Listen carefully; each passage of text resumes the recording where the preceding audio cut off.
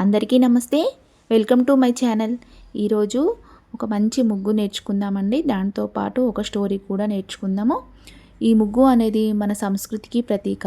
ప్రతి ఉదయం ఇంటి ముందు వేసే ఈ అందమైన ముగ్గులు మన ఇంటికి శుభాన్ని ఆహ్వానిస్తాయి. శ్రావణ మాసం వంటి మంచి పవిత్ర దినాల్లో ముగ్గు ప్రత్యేకంగా నిలుస్తుంది. శ్రావణ మాసం అనేది మంగళకరమైనదండి. ఈ నెలలో వేసే ప్రతి ముగ్గు భక్తి, శుభం, సౌందర్యానికి ప్రతీక. శుక్రవారం ప్రత్యేకంగా లక్ష్మీదేవిని ఆహ్వానించేందుకు ఒక అందమైన డిజైన్ మీరు కూడా మీ ఇంటి ముందు వేసుకోండి. దీంతోపాటు ఇప్పుడు ఒక మంచి స్టోరీ కూడా చూద్దామండి. ఒక అడవిలో కొన్ని కోతులు నివాసం ఉండేవి. వేసవి కాలం రావడంతో అడవిలోని చెరువులు, నీటి కాలువలు పూర్తిగా ఎండిపోయాయి. ఒకరోజు కోతులకు విపరీతమైన దాహం వేసింది. వీటి కోసం వెతుకుతూ అవి అడవిని దాటాయి. అక్కడ ఇసుకలో నీటి అలల్లా ఎండమావులు మెరుస్తూ కనిపించాయి. వాటిని నీటిగా భావించి కోతులు మూకుమ్మడిగా అటువైపు పరిగెత్తాయి. తీరా అక్కడికి వెళ్ళి చూస్తే అక్కడ నీళ్లు లేవు సరికదా, మరికొంత దూరంలో నీటి అలలు మెరుస్తూ కనిపించాయి.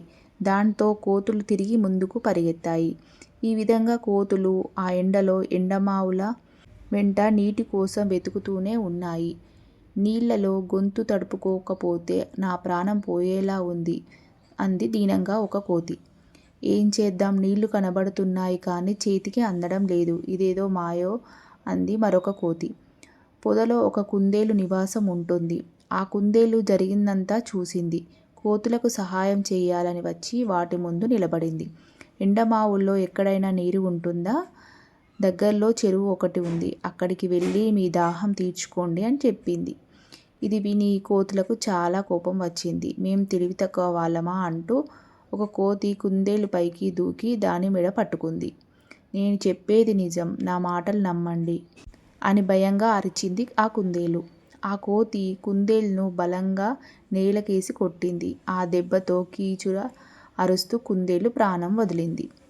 ఇప్పుడు దీనిలో నీతి ఏంటండి? మూర్ఖులకు హితవు చెబితే దాని పర్యవసానం ఇలాగే ఉంటుంది. ఈ స్టోరీ మీకు అర్థమైంది అనుకుంటున్నాండి. మీరు కూడా ఈ ముగ్గు ట్రై చేయండి.